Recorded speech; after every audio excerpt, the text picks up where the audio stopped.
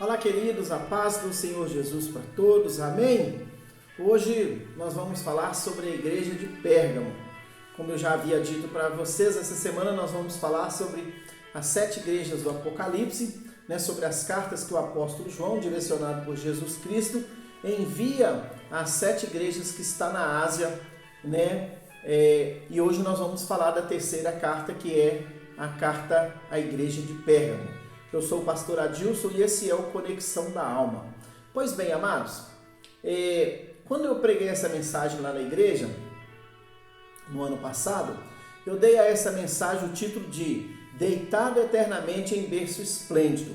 Nós vamos ler a carta e nós vamos entender por que deitado eternamente em berço esplêndido. Presta atenção no que diz a palavra do Senhor em Apocalipse, no capítulo 2, a partir do verso 12 até o verso 17, que diz assim: E ao anjo da igreja que está em Pérgamo escreve: Isto diz aquele que tem a espada aguda de 2 fios.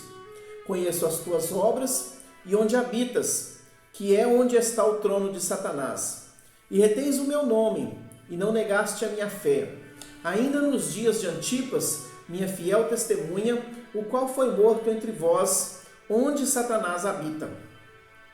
Mas algumas poucas coisas tenho contra ti, porque tens lá os que seguem a doutrina de Balaão, o que ensinava Balaque a lançar tropeços diante dos filhos de Israel, para que comessem dos sacrifícios da idolatria e fornicassem. Assim tens também os que seguem a doutrina dos nicolaítas, o que eu odeio. Arrepende-te, pois, quando não em breve virei a ti, e contra eles batalharei com a espada da minha boca. Quem tem ouvidos, ouça o que o Espírito diz às igrejas. Ao que vencer, darei eu a comer do maná escondido, e dar-lhe-ei uma pedra branca, e na pedra um novo nome escrito, o qual ninguém conhece senão aquele que o recebe. Glória a Deus. Queridos, olha o que Jesus diz sobre a igreja de Pérgamo. Ele começa dizendo: E ao anjo da igreja que está em Pérgamo escreve, no verso 12. E ao anjo da igreja que está em Pérgamo escreve. É uma carta direcionada aos crentes da igreja de Pérgamo. Pérgamo, queridos, significa... A palavra Pérgamo significa cidadela. Mas não se engane com esse significado, porque Pérgamo ela era uma cidade importante, tanto que ela é comparada com Atenas. É uma cidade rica, uma cidade forte, uma cidade de uma cultura intensa, de um comércio muito bom. Então Pérgamo era uma cidade pequena no tamanho, porém ela era tão importante quanto outras grandes cidades. E ela recebe esse nome por causa da posição elevada, Ela fica acima do vale de Caicos. E o nome, ele sobrevive até os dias de hoje, numa cidade moderna chamada Bergama, que fica na Turquia. Pérgamo era a capital da dinastia dos Atálidas, cujo reino foi entregue aos romanos em 133 a.C. e se tornou a província da Ásia. No verso 13, o Senhor diz assim, olha: Conheço as tuas obras e onde habitas, que é onde está os tronos de Satanás.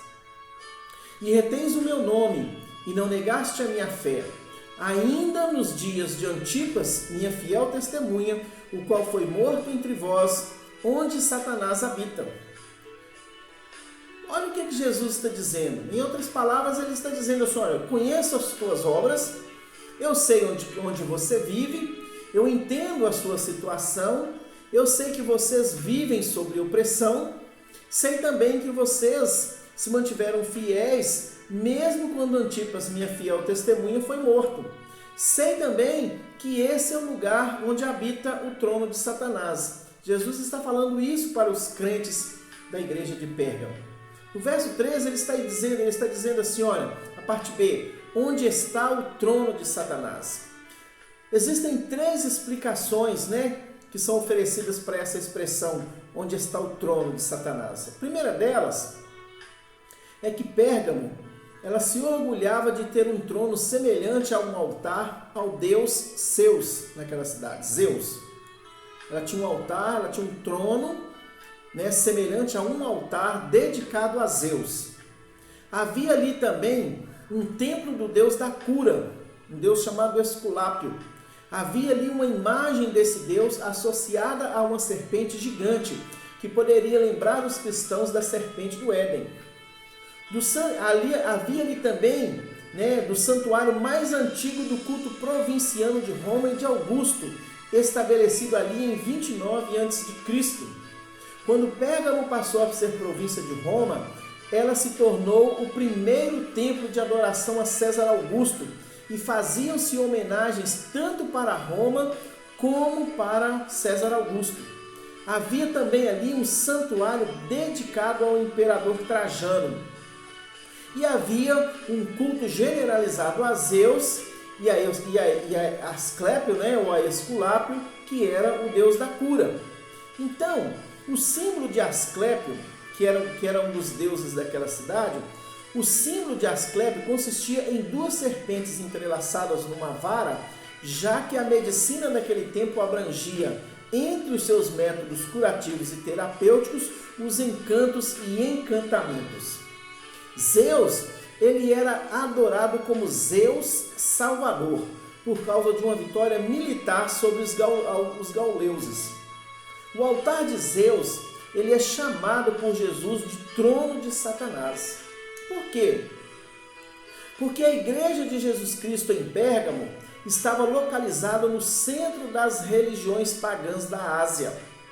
Enquanto os cultos pagãos prosperavam em Pérgamo, a idolatria prosperava e prosperava também o poder dominante do Império Romano sobre a cidade de Pérgamo. E essa era a razão porque Jesus está dizendo que os crentes de Pérgamo estavam vivendo onde Satanás habitava. Os crentes de Pérgamo estavam vivendo debaixo do poder romano pagão e perseguidor. Havia uma opressão ou uma pressão demoníaca, né, sobre os crentes para eles se renderem aos costumes pagãos do Império Romano, para acharem que tudo é permissível e natural. O que Satanás queria é que os crentes de Pérgamo caísse na sua fidelidade a Deus e perdesse a sua identidade cristã. Ele queria que os crentes achassem normal a idolatria. Ele queria que os crentes caíssem no comodismo cristão. É por isso que Jesus envia uma carta de advertência à igreja de Pérgamo antes que eles caíssem nessas ciladas de Satanás. Era tudo isso que Satanás queria que acontecesse com os crentes. É tudo isso que Satanás quer que aconteça com os crentes. Satanás quer, querido, que você comece a beber achando que é normal. Ele quer que você comece a adulterar como se fosse normal. Ele quer que você passe a tarde inteira diante de uma televisão como se isso fosse normal, à tarde ou à noite, né? Ele quer que você durma até altas horas do dia como se isso fosse normal. Satanás quer que você seja um mentiroso como se mentir fosse normal. Ele quer que você pratique coisas erradas como se coisas erradas fossem certas. Satanás quer levar você ao comodismo para quê? Para que você seja bloqueado, para que você não produza fruto. Satanás quer te parar para você não fazer a vontade de Deus. É isso que ele quer fazer até hoje na sua vida, na minha vida, na nossa vida. Mas Jesus envia uma carta aos crentes de Pérgamo justamente para advertir os crentes de Pérgamo, para acordar eles dessa opressão. E no verso 14 ele diz assim, olha: mas algumas poucas coisas tenho contra ti, porque tem lá os que seguem a doutrina de Balaão, o qual ensinava Balaque a lançar tropeços diante dos filhos de Israel, para que comessem dos sacrifícios da idolatria e fornicassem. Assim tens também os que seguem a doutrina dos nicolaítas, o que eu odeio. Queridos, a igreja de Pérgamo, ela era fiel ao nome de Cristo até o martírio, até a morte. Mas, diferentemente de Éfeso, a igreja de Pérgamo tolerava os falsos mestres. Enquanto em Éfeso os crentes resistiram aos falsos profetas, aos falsos mestres, Em Pérgamo, os crentes sustentavam os falsos profetas, os falsos mestres.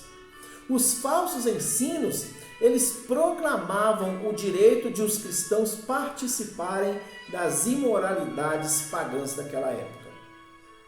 Mas o Senhor, ainda que elogiasse a igreja pela fidelidade ao seu nome, ele não deixou de se apresentar como aquele que tem a espada afiada de dois gumes. Ele não deixa de se apresentar, né, como alguém que vai mudar essa realidade. E aí, queridos, eu fico pensando que é melhor a igreja se precaver, porque o Senhor não se agrada da igreja que tolera a licenciosidade, a libertinagem, a imoralidade e a perversidão. Naquele tempo, havia em Roma um imperador chamado Constantino. E Constantino, ele se converte na igreja de Pérgamo. E Constantino, ele era um homem muito popular. A sua popularidade fez com que muitos pagãos também se convertessem ao Evangelho. E com isso, os seus costumes, os costumes de Constantino ou daqueles povos, né, as suas tradições, as suas práticas pagãs, elas começam a entrar na igreja de Pérgamo. Estou falando da igreja onde os crentes serviam em Pérgamo. Os romanos daquele tempo, eles gostavam muito de construir estátuas.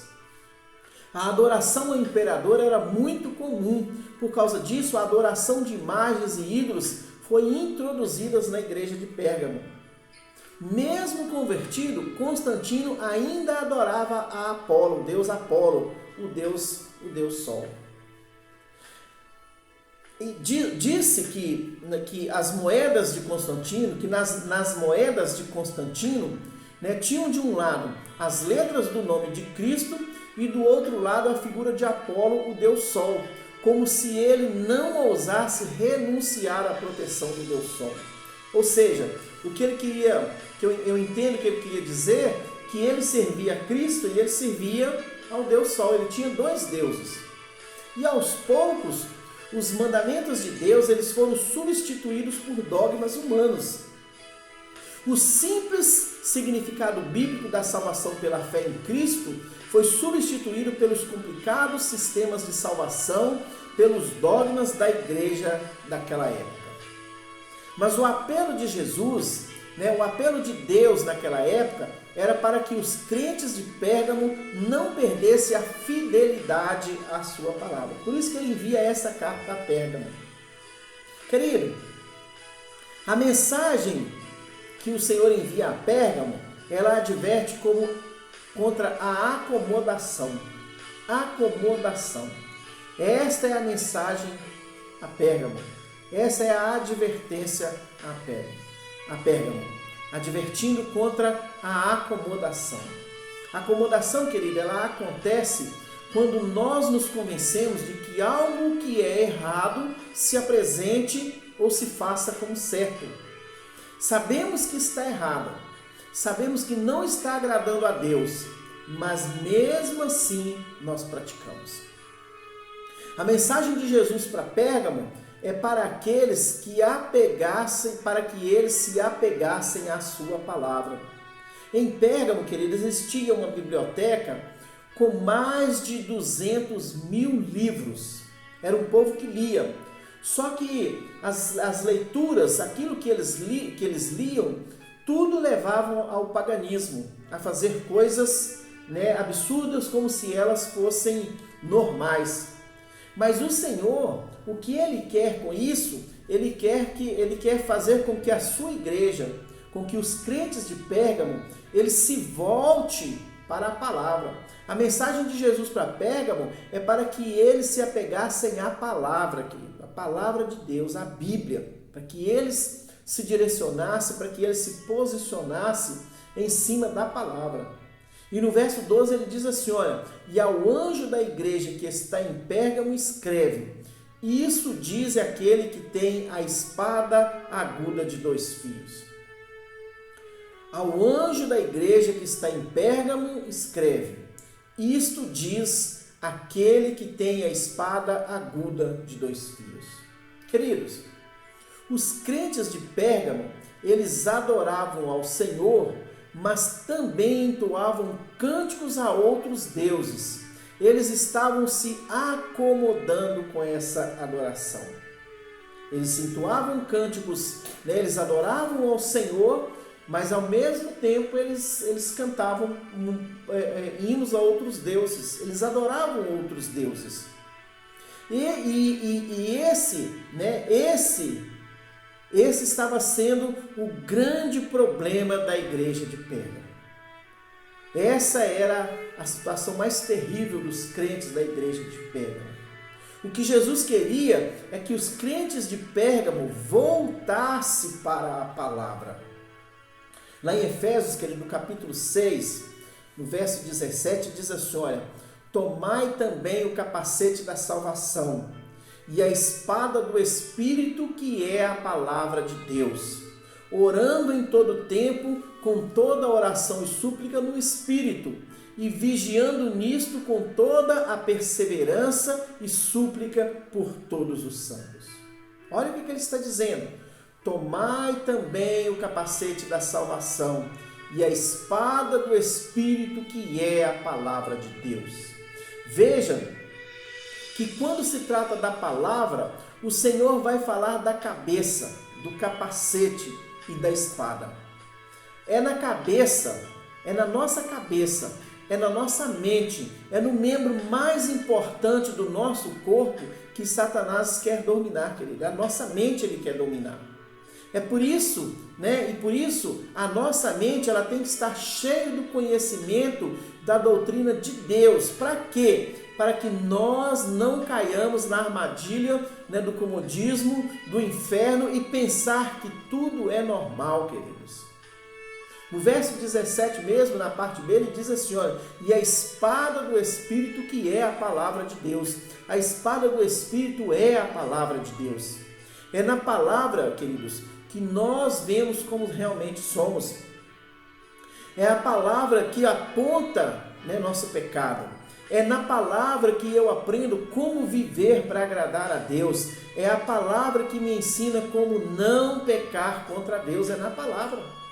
Hebreus, no capítulo 4, verso 12, diz assim, olha, porque a palavra de Deus é viva e eficaz, e mais penetrante do que espada alguma de 2 gumes, e penetra até a divisão da alma e do espírito, e das juntas e medulas, e é apta para discernir os pensamentos e intenções do coração.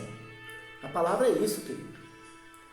A palavra, ela é tudo na nossa vida. Ela que nos dá a direção, que nos dá a sabedoria, que nos dá ensinamento, instrução. Ela é quem revela quem somos. Ela que nos leva à santidade. Ela que nos leva, a intimidade com o Senhor. Tudo é a palavra. Queridos, não pense que Satanás vai aparecer na sua frente e levar você a cometer atos que são desagradáveis a Deus. Ele vai com sutileza. Ele vai querer usar a sua mente. Ele vai querer usar a sua queda de pecador para cometer pecado. Ele vai enviar seus trabalhadores para te conduzir ao erro. Ele vai criar situações, para você se embrenhar e se tornar um prisioneiro dele. No verso 16 de Apocalipse, capítulo 2, o Senhor ele dá a receita para a gente sair dessa situação. Se você estiver vivendo essa vida de pecado, se você estiver dando lugar para Satanás agir na sua vida, te levando ao pecado, te levando a desagradar a Deus, se você está sendo está fraco de espírito, por quê? Porque você não lê a palavra, porque você não ora, porque você não jejua, porque você não tem intimidade com Deus, o seu espírito está fraco, a sua mente já está dominada por Satanás. Se você estiver vivendo essa situação, esse momento, o Senhor ele vai dar para nós uma receita. Ele diz assim, olha, Apocalipse capítulo 2, verso 16, ele diz assim, olha, arrepende-te, pois, quando não em breve virei a ti e contra eles batalharei com a espada da minha boca. Jesus está dizendo, arrepende-te, saia dessa vida de pecado, saia desse comodismo, saia dessa idolatria. Jesus está dizendo, saia dessa vida promíscua, saia dessa perversidão. Aí no verso 17 ele diz assim, olha, quem tem ouvidos ouça o que o Espírito diz às igrejas. Ao que vencer, darei eu a comer do maná escondido, e dar-lhe-ei uma pedra branca, e na pedra um novo nome escrito, o qual ninguém conhece, senão aquele que o recebe. Oh, querida, essa é a promessa para os vencedores. Essa é a promessa para os crentes genuínos. É o maná escondido e preparado somente para os fiéis. É a pedra branca com seu novo nome, conhecido apenas por aquele que o recebe. É o fruto, da árvore da vida. É a vida eterna com Cristo. É isso que o Senhor tem separado para você, amado. Ser perseverante. Seja perseverante, persevere na palavra, persevere na presença do Senhor. Queridos, pedras brancas, elas eram usadas frequentemente, nos tribunais de justiça daquela época para apresentar a absolvição. Quando uma pessoa, era levada ao julgamento, colocava-se em cima da mesa uma pedra branca para dizer que aquele condenado ele foi justificado, que ele está livre, que ele foi absolvido. Jesus ele está dizendo, olha, dar-lhe-ei uma pedra branca, e na pedra um novo nome escrito, o qual ninguém conhece, senão aquele que o recebe. Oh, querido, louvado seja Jesus Cristo, que mediante a morte na cruz, nos presenteou com pedras brancas com o nosso nome escrito, para nos dizer que somos salvos e livres do pecado, da condenação e da morte eterna. Querido, talvez você esteja querendo reconstruir sua vida espiritual. Talvez você esteja querendo reconstruir seu casamento. Talvez você esteja querendo reconstruir sua família.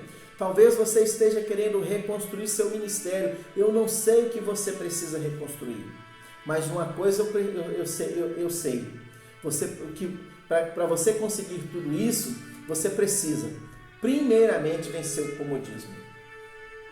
Achar que o errado é certo.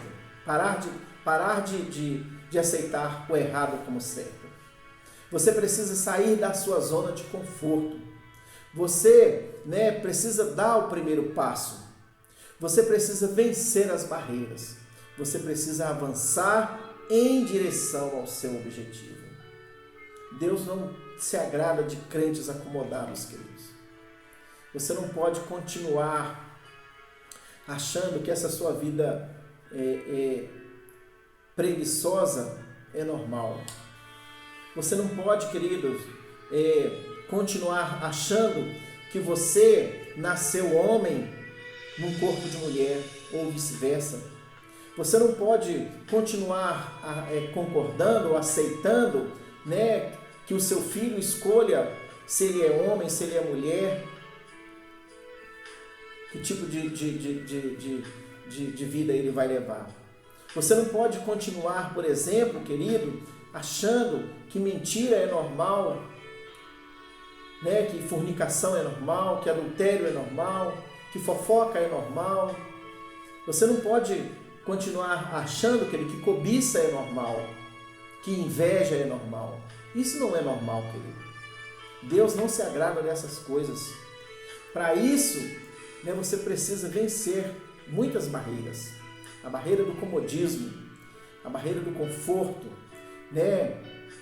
Você precisa dar o primeiro passo e você precisa avançar em direção ao seu alvo. E o seu alvo, eu tenho certeza, é Cristo. Talvez você esteja enfraquecido hoje. Talvez você esteja rastejando hoje. Mas você precisa perseverar na palavra. Você precisa perseverar na presença do Senhor. Porque Ele mesmo disse, olha, ao que vencer, darei eu a comer do maná escondido, e dar-lhe-ei uma pedra branca, e na pedra um novo nome escrito, o qual ninguém conhece, senão aquele que o recebe. Deus te abençoe, amado. Que Deus continue te abençoando, que Ele continue ministrando na sua vida, que Ele continue trabalhando na sua vida, te fortalecendo, te renovando, para que você saia desse comodismo, para que a sua mente seja aberta, para que você se volte para Cristo, se volte para a palavra do Senhor, para que você seja direcionado pela palavra do Senhor. Eu quero orar pela nossa vida nessa noite, amém? Feche os seus olhos. Pai, em nome de Jesus, Senhor, Deus, mais uma vez eu quero clamar ao Senhor, clamar a Tua misericórdia sobre a minha vida, sobre a vida desse meu irmão, dessa minha irmã que está me ouvindo.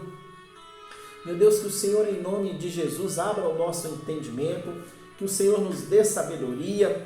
Pai, que o Senhor, em nome de Jesus, renova em nós, meu Deus, a alegria de estar na Tua presença, a alegria de orar, a alegria de ler a Tua palavra, a alegria de jejuar, a alegria de ter intimidade com o Senhor, meu Pai. Deus, em nome de Jesus, Papai, transforma a nossa vida, muda, Senhor, o nosso cativeiro.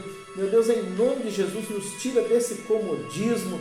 Pai, nos ajuda a sair desse comodismo, nos ajuda, meu Deus, a ter um relacionamento genuíno com o Senhor, um relacionamento íntimo com o Senhor. Deus, em nome de Jesus, Papai, trabalha na nossa vida, trabalha na nossa fé, meu Deus, trabalha na nossa vontade. Senhor, o nosso coração está aberto para a Sua palavra, o nosso coração está aberto para as mudanças que precisa acontecer na nossa vida. Por isso, Pai, eu clamo aqui, meu Deus, em meu nome, em nome desse que está me ouvindo, para que o Senhor, meu Deus, em nome de Jesus, haja na nossa vida, para que o Senhor faça um milagre na nossa vida, para que o Senhor faça uma restauração na nossa vida, pois tudo quanto nós queremos, Pai, é viver debaixo da vontade do Senhor, para servir ao Senhor com alegria,